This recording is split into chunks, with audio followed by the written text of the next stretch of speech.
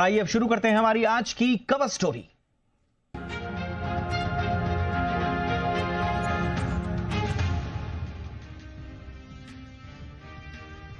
IT sector के बाद outsourcing के मामले में भी भारत ग्लोबल हब बनने की तैयारी में है। देश के करीब 81% कंपनियां एआई और ऑटोमेशन के बल पर आउटसोर्सिंग सेक्टर की दिशा और दशा बदलने को तैयार हैं। खासकर सरकार भी इस काम में उनकी पूरी मदद कर रही है। ग्लोबल आउटसोर्सिंग का बाजार कैसा है, भारत कैसे इस क्षेत्र में अग्रणी भूमिका निभा रहा है, और जो डेलॉयट की ताजा रिपोर्ट आई है उसमें भारत के आउटसोर्सिंग को लेकर एक सुखद पहलू, एक पॉजिटिव पिक्चर दिखाई गई है। इसका हम डिटेल्ड एनालिसिस करेंगे आज के मेहमानों के साथ। पहले आप ये रिपोर्ट देखिए, मैं लौटता हूं।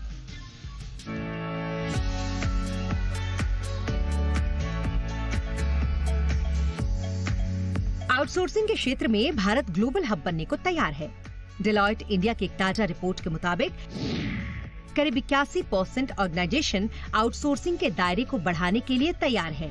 खास करके एडवांस टेक्नोलॉजी, एक्सपर्टाइज तक पहुंच और कॉस्ट एफिशिएंसी को देखते हुए कंपनियां अगले 3 से 5 साल में बेहतर सर्विस देने के लिए आउटसोर्सिंग के विस्तार की योजना बना रही हैं।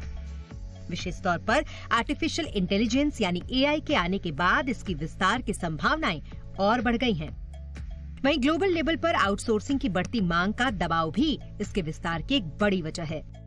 दरअसल 2027 तक भारत ग्लोबल लेवल पर तीसरी सबसे बड़ी इकोनॉमी बनने की राह पर है, और ऐसे में इस लक्ष्य को पाने में एक मजबूत आउटसोर्सिंग नेटवर्क का होना बेहद जरूरी है। जाहिर है, आउटसोर्सिंग के ग्लोबल डिमांड के चलते दुनिया भर की नजरें भारतीय आउटसोर्स बाजार पर टिकी हुई हैं। एआई युग में बदलते समय के साथ अब आउटसोर्सिंग का कलेवर भी तेजी से बदल रहा है। खास करके एआई और ऑटोमेशन के क्षेत्र में इसकी भूमिका हाल के दिनों में और बढ़ी है। डेलॉयट इंडिया की रिपोर्ट की अगर माने तो करीब 98% ऑर्गेनाइजेशन एआई और जेन एआई क्षमताओं के साथ अपने क्लाइंट को सर्विस देने में भरोसा करते हैं। दरअसल इससे न केवल कंपनियों की खर्च में कमी आती है, बल्कि गलतियों के होने की आशंका भी कम रहती है। साथ ही साथ काम सटीक होता है। सो अलग यही वजह है कि करीब 36% ऑर्गेनाइजेशन एआई बेस्ड तकनीक को बैसाखी बनाकर आउटसोर्सिंग पर काम कर रहे हैं। दरअसल आउटसोर्स से जुड़ी 28% कंपनियां डिजिटल प्लेटफॉर्म पर शिफ्ट हो चुकी हैं, और ऐसे में वो एआई और ऑटोमेशन का बखूबी इस्तेमाल कर रही हैं, जिससे उनके बिजनेस में न केवल तेजी आई है बल्कि काम की गुणवत्ता भी बढ़ी है। ये भी जानना जरूरी है कि इंडिया आउटसोर्सिंग डेस्टिनेशन के तौर पर क्यों उभर रहा है। भारत आउटसोर्सिंग के लिए कम लागत वाला डेस्टिनेशन है, जहां बड़ी मात्रा में स्किल्ड वर्कफोर्स मौजूद है। वहीं भारत एडवांस टेक्नोलॉजी और इंफ्रास्ट्रक्चर के मामले में भी आगे है, जो आउटसोर्सिंग के लिए अनुकूल माहौल तैयार करता है।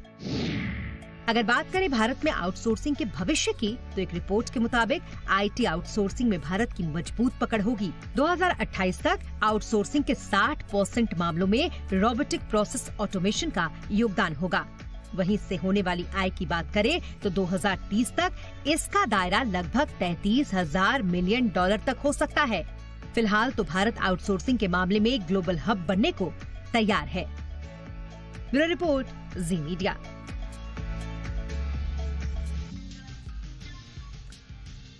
खास मेहमान इस वक्त हमारे साथ जुड़ रहे हैं यतिन पाटिल, पार्टनर हैं डेलॉयट इंडिया के। बहुत बहुत स्वागत है यतिन आपका हमारे शो पे। पहले तो बधाई, बहुत अच्छी कॉम्प्रिहेंसिव आप लोगों ने रिपोर्ट तैयार की है, और बताती है ये रिपोर्ट की आउटसोर्सिंग इंडस्ट्री तेजी से एआई, हाइब्रिड मॉडल्स और कॉस्ट एफिशिएंसी की ओर बढ़ रही है। लेकिन थोड़ा सा एक हमारे दर्शकों के लिए थोड़ा सा आम भाषा में जरा समझाएं कि कंपनीज इन जनरल ये आउटसोर्सिंग क्यों करती हैं, क्या फायदा इनको होता है। ये पूरा आउटसोर्सिंग का इकोसिस्टम दरअसल बुनियादी रूप में है क्या? First of all thank you Deepak, हमें इनवाइट करने के लिए, and it's pleasure to be part of the business show.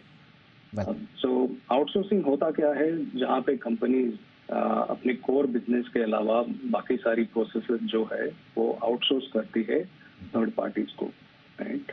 And ये इसका प्राइमरी रीजन ये होता है कि ऑब्वियसली कॉस्ट बचाना, right, and also beyond cost I think there are lot of other higher value strategic services that organizations are seeking for, right. जैसे कि adopting cutting edge technologies, right? जिसमें analytics हो गया, ऑटोमेशन हो गया, cyber security, compliances. There's also a very high degree of speed for innovation that is required today. We need specialized skills for some of the expert knowledges, and also cost is definitely one of the important factors. And out of about 170 organizations who have responded to a report, they have achieved close to about 15 to 35% of the cost, savings through the outsourcing. So ये जो company outsource करती है उनको advantage होता है कि they get now improve access to the talent pool, they get they can drive a lot of outcomes based innovation, and they also get good performance and quality through managed services. Absolutely, यानी कि आप कह रहे हैं कि जो high value strategic services हैं उनकी तरफ लगातार जो आउटसोर्सिंग हमारी इंडस्ट्री है वो शिफ्ट हो रही है। बट कुछ, क्योंकि अभी तो चुनौतियां सारी की सारी हमारी खत्म नहीं हुई है,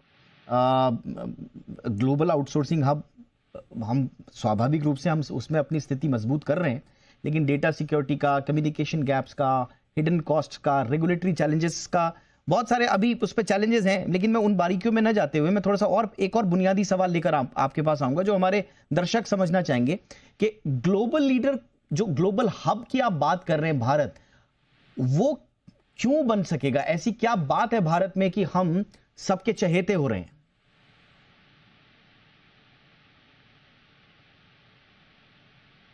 यतिन, मेरी आवाज आ रही है आपको? हाँ जी, आपको सुनाई दे रही है हमारी आवाज? हाँ, बिल्कुल बिल्कुल आ रही है। Please go ahead. For last few years India has already been the office of the world, right? काफी सारा आउटसोर्सिंग इंडिया में हो चुका है, and if you look at, India is now the 5th largest economy in the world today. अब हमारा geo political stability काफी अच्छा है। We are 3rd largest startup ecosystem in the world, which is about 1.3 lakhs of startups India में है, उसमें से about 110 unicorns हैं, एंड काफी सारे कटिंग एज टेक्नोलॉजीज पे इंडिया में काम हो रहा है, एंड उसके साथ इनोवेशन भी काफी जुड़ रहा है। So we are continuously upskilling our local talent also to meet global demand and also meeting global benchmark. So जब when India by 2027 will have close to about 18 million STEM graduate, जिसमें science, technology, engineering, mathematics के skill होते हैं।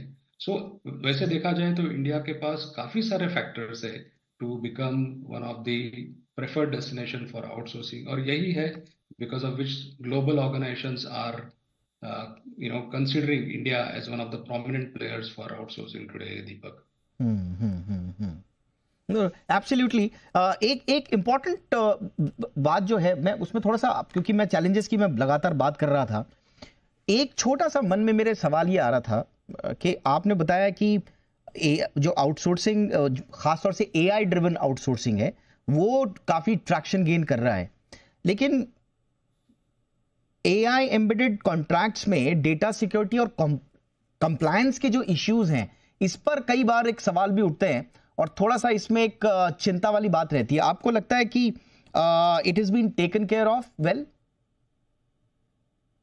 सी दीपक, ये risk हमेशा रहेगा। जहां पे टेक्नोलॉजी है वहां पे data privacy, security is definitely one of the most important areas.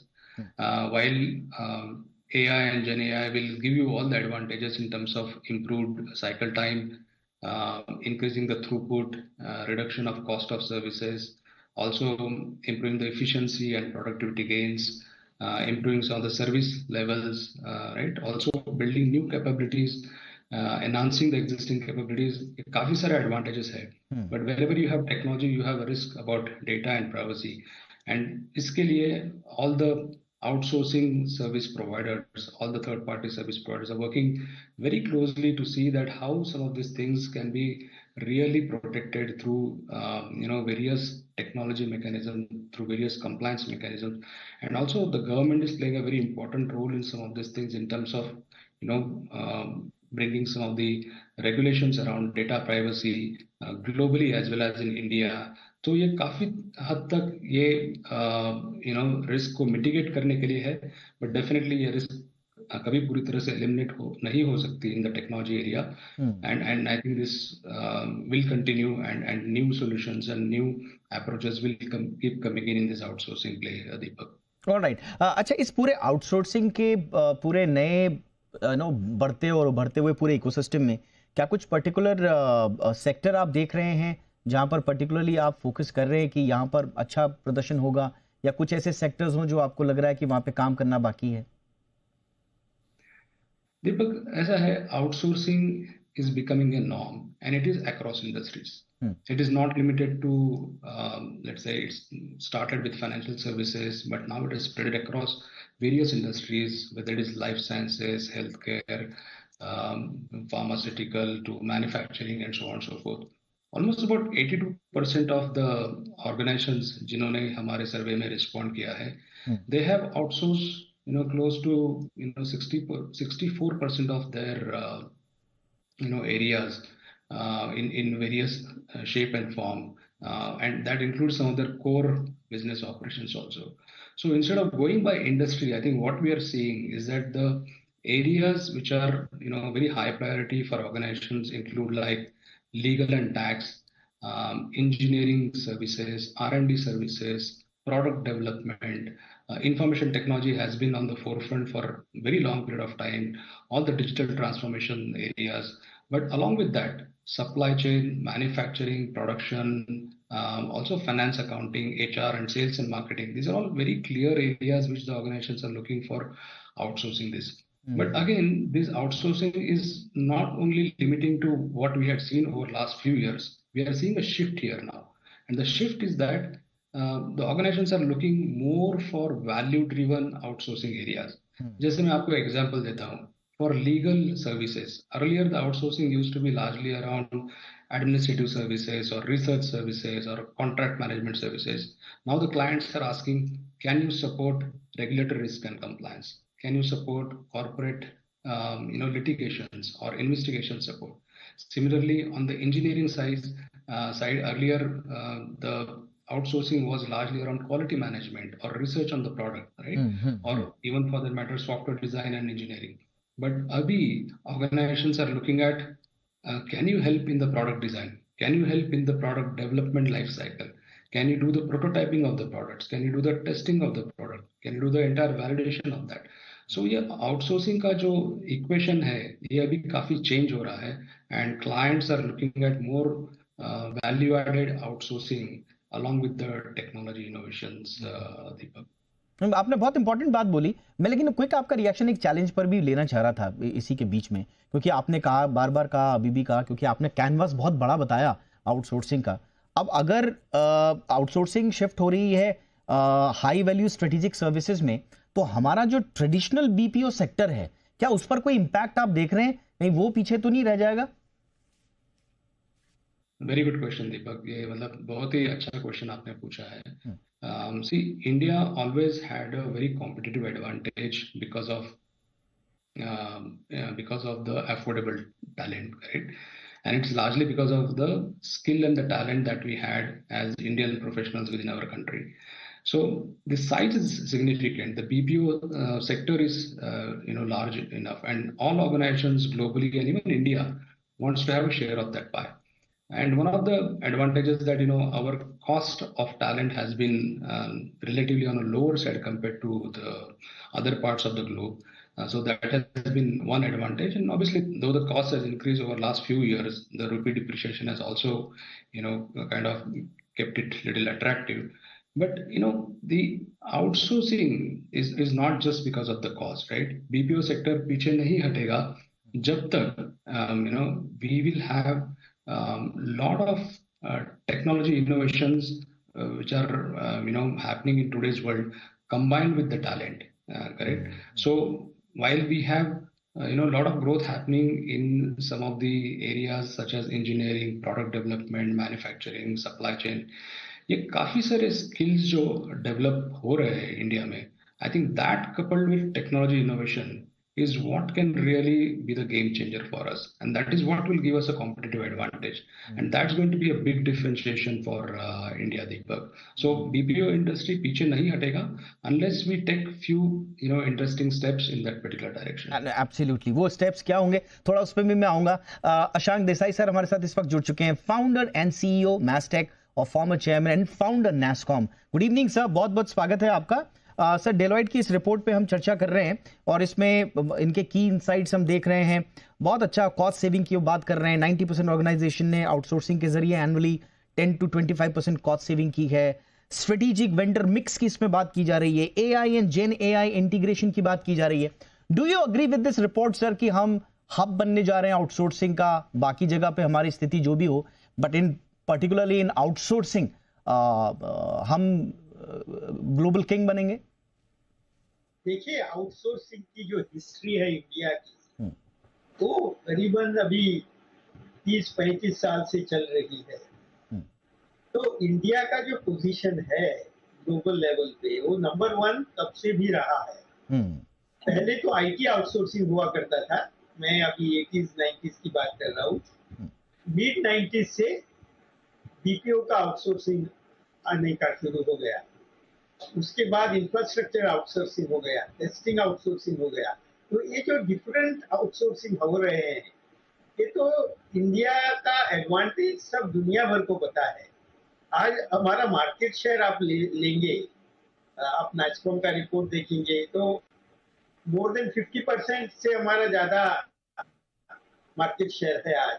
कौन सा भी आउटसोर्सिंग ले लिया, अभी डेफिनेशन का सवाल है, आप IT लेंगे या BPO लेंगे या नॉलेज प्रोसेस आउटसोर्सिंग लेंगे या एक्चुअली फंक्शनल आउटसोर्सिंग लेंगे, जो भी लेंगे, इंडिया का पहले से ही एस्टैब्लिश्ड पोजीशन है। तो ये जो रिपोर्ट है तो उसका समर्थन कर रही है कि आगे भी चलते रहेगा। उसमें पॉजिटिव पार्ट ये है कि आउटसोर्सिंग का जो इम्पोर्टेंस है वो कम हुआ नहीं है। आउटसोर्सिंग का जो इम्पोर्टेंस कंपनी के लिए वो कम तो नहीं हुआ है, मगर ज्यादा हो रहा है, क्योंकि टेक्नोलॉजी चेंज हो रही है, टैलेंट मिल नहीं रहा है और speed of change of business fast हो रहा है। ऐसे सब कॉन्टेक्स्ट है, तब ये जरूर है कि तुम्हें आउटसोर्सिंग की जरूरत होनी चाहिए, आउटसाइडर सप्लायर की जरूरत होनी चाहिए।